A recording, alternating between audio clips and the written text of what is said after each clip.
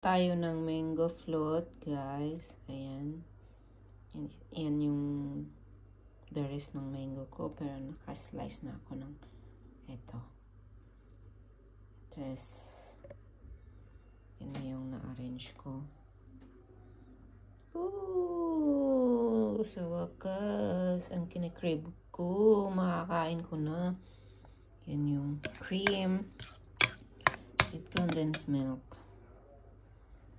Okay, continue ko na ang paggawa.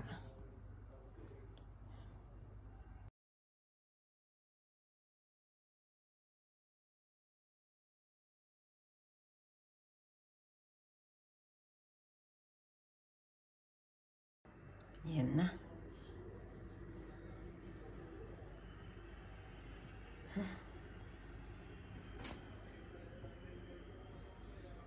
Yan na yung mango float natin.